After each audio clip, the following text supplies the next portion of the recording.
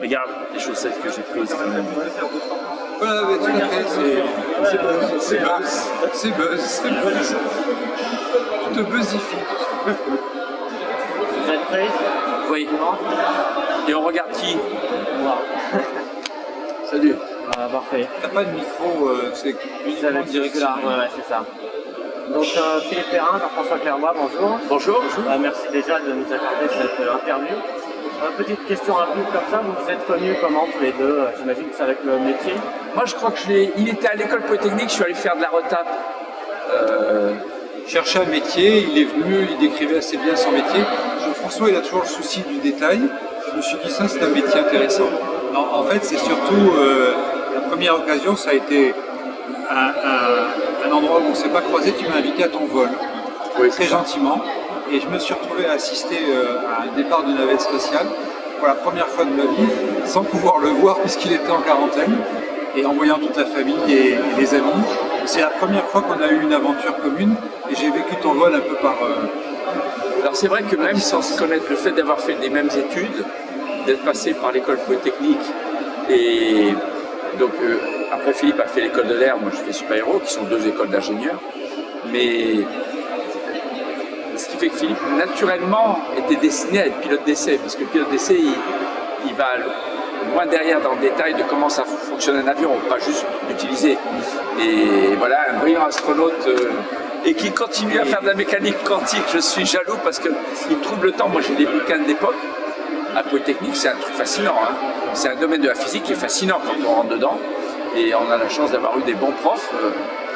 Ce qui est important de comprendre, c'est qu'il y a une fraternité des astronautes français qui est juste incroyable. C'est-à-dire que les anciens ont toujours accueilli les plus jeunes. Et quand je suis arrivé à Houston, vous étiez nombreux, tu étais plus anciens.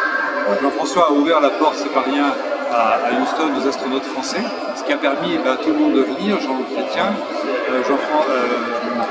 il y avait Michel Tonini, il y avait Léopold Léars. Et quand je suis arrivé, tous ces anciens m'ont tendu les mains en disant écoute, bienvenue dans la grande famille des astronautes français. Et puis on se soutenait, c'est-à-dire que quand il y a des problèmes médicaux, on a eu un problème médical dans la famille, ben voilà, Philippe et Cécile accueillaient mes enfants quand on avait besoin d'avoir du temps pour régler notre problème. Donc c'est une solidarité à la fois liée à la nationalité, à l'antériorité de notre connaissance, et puis en ce qui nous concerne de notre parcours académique original. Ce qui est important de comprendre, c'est que s'il n'y a pas cette filiation, il n'y a pas derrière ni Thomas Pesquet ni Sophie Adno qui vont pouvoir faire des missions notamment je pense à Sophie, qui volera l'année prochaine, une mission extrêmement intéressante, parce qu'il y a toute une confiance de la NASA envers le système européen et particulièrement français, qui s'est établie à travers le temps. En fait, on peut même dire, juste pour compléter, le premier européen, le premier non-américain à être astronaute professionnel NASA, c'est un Suisse, Claude Nicolier, et malgré beaucoup d'embûches, qui ne sont pas de son ressort, mais de l'administration, des politiques, il a donné une très bonne image qui a permis aux Européens d'être accueillis avec bienveillance, dont moi le premier, et j'ai essayé de continuer pour que justement on puisse recevoir, comme disait Philippe, les suivants, et c'est important parce qu'il suffisait d'un astronaute qui casse un peu la confiance de la NASA. Je parle des astronautes professionnels qui sont embauchés pour faire plusieurs vols, pour faire des tâches techniques, opérationnelles, comme des sorties dans l'espace complexes qu'a fait Philippe. Et voilà, on a une responsabilité là. C'est une longue réponse à votre question. Non, mais justement, ça permet de lancer ce thème. Est-ce qu'il y a vraiment bien une fraternité, une solidarité, comme vous disiez, entre les astronautes, même de toutes les générations, de toutes les nationalités? Il y a vraiment ce lien du métier en lui-même qui vraiment unit tous les astronautes un peu. J'ai envie de citer Saint-Exupéry, parce que avec le temps, tout a été dit par les anciens. Le premier astronaute, en tout cas pilote, à avoir écrit quelque chose, c'est Sapex. Il disait « on est frères en quelque chose ». Le partage ne suffit pas à la fraternité. La fraternité, elle se noue dans le bien commun pour quelque chose de plus grand que soi. Et c'est en fait parce qu'on fait des choses pour l'humanité, plus grandes que nous, et dans la difficulté, que finalement on est dans cette fraternité qui est la même que les pilotes de l'aéropostale, qui est la même que les pilote de chasse, mon père était pilote de chasse, des pilotes d'essai. Tout ça, c'est une fraternité qui est liée au fait qu'on fait quelque chose de plus grand que nous, de plus vaste que nous, dit Saint-Exupéry.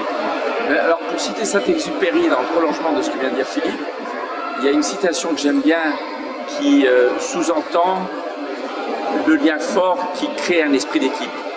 Si tu veux construire un bateau, on peut mettre un vaisseau spatial, ne rassemble pas tes hommes et tes femmes pour leur dire prends tel outil, fais comme si. En gros, ne pratique pas ce qu'on appelle le micromanagement, tu dis à chacun.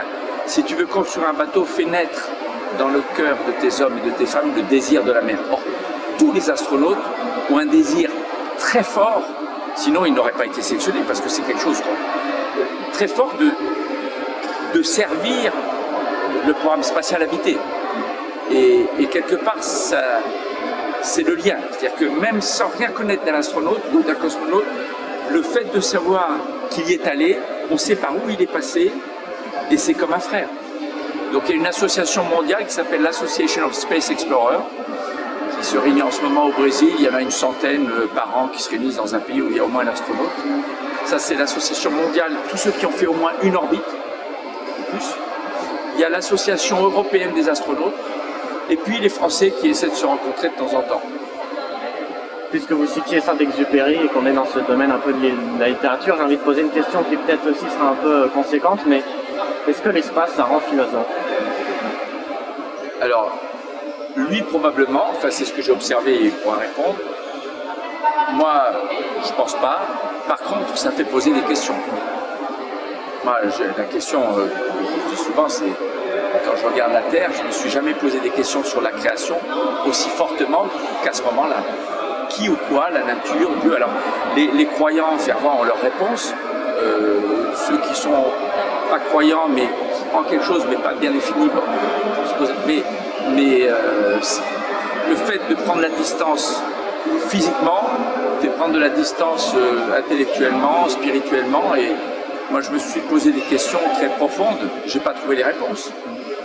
Mais certains vont plus loin, donc il faut lire le livre de Philippe, parce que lui, il est plus philosophe que moi dans... Pas du tout, en fait on dit la même chose.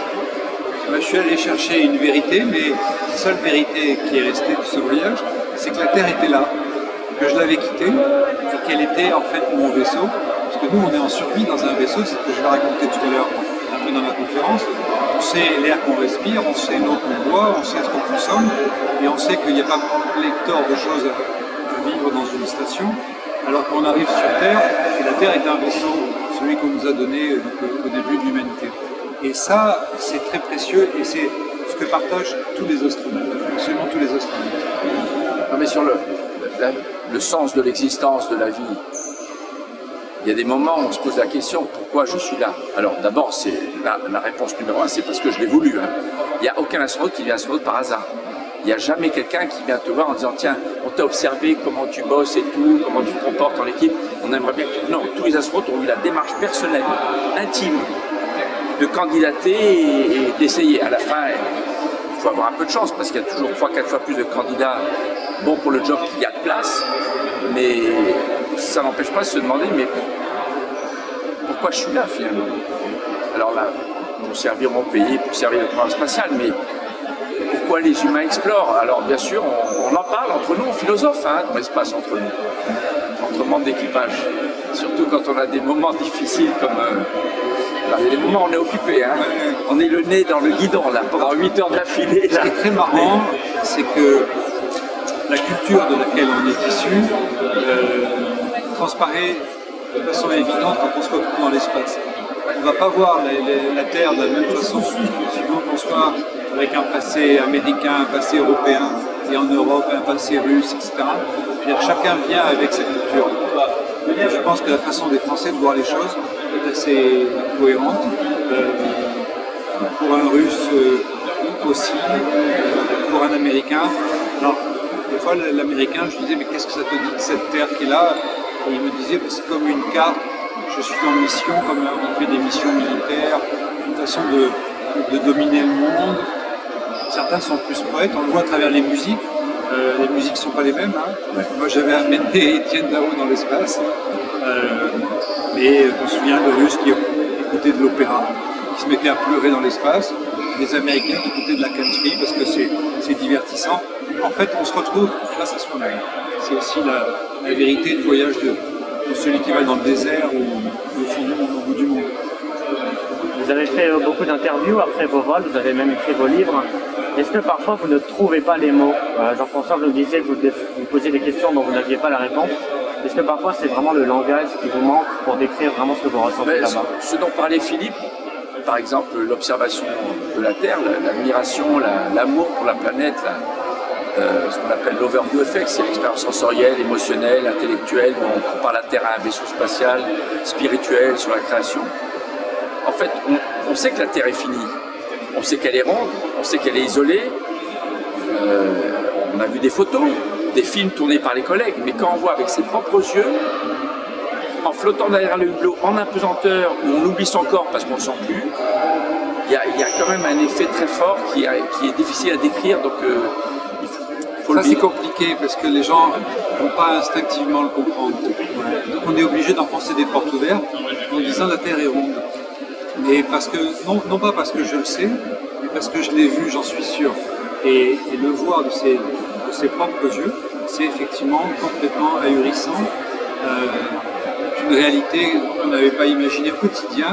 On est comme si elle était plate, vous partez dans cette direction, rien ne vous dit que vous allez arriver par là, et pourtant c'est vrai. Et on vit comme si tout était infini, comme si on avait pléthore de ressources, d'ailleurs au passage, alors que non, on est sur un petit truc, un petit rocher fragile. D'ailleurs, il y a une expérience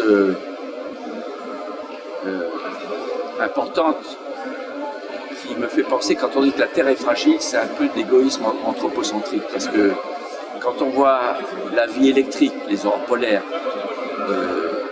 tectoniques, volcaniques, quand on voit les volcans, climatiques, quand on voit les ouragans, cosmiques, quand on voit les astroblèmes, comme le Manicouagan au Québec, connu de tous les astronautes, on dit que la Terre elle a une vie géologique, climatique, qui était là avant nous, qui sera là après. Elle n'a pas besoin de nous. Elle a sa propre vie géologique. La Terre, c'est pas juste nous. Et quand en même temps, on voit qu'à l'horizon, l'atmosphère qu'on voit par la tranche, parce qu'on, par le côté, qu'on compare à la taille, on se rend compte que c'est une couche de gaz extrêmement fine, on réalise à quel point le vivant est fragile. Nous sommes fragiles, mais pas la Terre. La Terre, elle nous survivra. Donc je dis rarement, ça m'arrive, pour des facilités de langage avec le public, dire on voit que la Terre est fragile, mais c'est pas la Terre, c'est nous. Et on se rend compte vraiment de la chance qu'on a d'être accueillis sur une planète aussi extraordinairement accueillante et bienveillante, qui offre un cadre d'équilibre stable entre l'océan et l'atmosphère, stable mais fragile. L'équilibre est stable mais fragile. Très très rapidement, puisqu'on n'a plus beaucoup de temps, qu'est-ce qui vous a manqué le plus dans l'espace? Déjà, les gens que j'aime, ma femme, mes enfants. Alors c'est vrai que quand on fait les emails un peu presque tous les jours, on avait 2 synchronisations d'emails par jour, on peut s'appeler, encore aujourd'hui dans l'ISS, c'est tous les jours. Donc moi j'ai l'impression que c'était comme une mission, parce que c'était pas très long. Mais il y a certains sens qui ne fonctionnent plus. Enfin, ils fonctionnent, mais il y a les parfums. L'odeur des fleurs, de la verdure, du fumier, des feuilles mortes, des algues et de l'iode au bord de... Il n'y a plus. C'est que du métal et de l'odeur humaine, quoi. De transpiration. Et ça fait bizarre. Il n'y a pas de plantes vertes. Il n'y a pas d'animaux pour nous accompagner. Alors, enfin, j'ai volé avec des têtards, des cafards, des rats femelles, mais on ne les voyait pas. C'était pas des animaux de compagnie, mais donc, on a vraiment l'impression de vivre dans quelque chose d'artificiel et tout ce qui est naturel n'est plus là. Et donc, ça peut manquer. Mais nos vols étaient des vols courts, très intenses, 14 à 16 heures de travail par jour, sur 10 à 15 jours, très différents du rythme de l'ISS, où c'est des vols très longs, avec un rythme de travail qui se rapproche plus du rythme terrestre, où les week-ends sont plus ou moins libres, mais c'est 2h30 de sport tous les jours. Nous, on n'était pas trop obligés, quoi. Mais on est tellement excités, on ne se dit pas, ah, il y a ça qui manque, il y a ça qui manque, mais c'est en réfléchissant, tiens, qu'est-ce que j'aurais bien aimé avoir avec moi si j'avais pu? La famille, hein, évidemment. Oui, parce que c'est le partage. C'est pour ça qu'on est une fraternité, ça clôt peut-être un peu l'interview, mais c'est parce qu'on peut partager, comme on a vécu cette aventure, on se regarde et on sait, ça nous rappelle, mais on ne peut pas partager avec tout le monde. Et j'aurais aimé pouvoir partager avec ma femme et mes enfants. Je vais leur raconter une histoire, ils seront obligés de me croire. C'est pas pareil que de l'avoir vécu, parce que tu sais de quoi je parle. Eh ben, Philippe Perrin, François Clairvoy, merci beaucoup. Merci.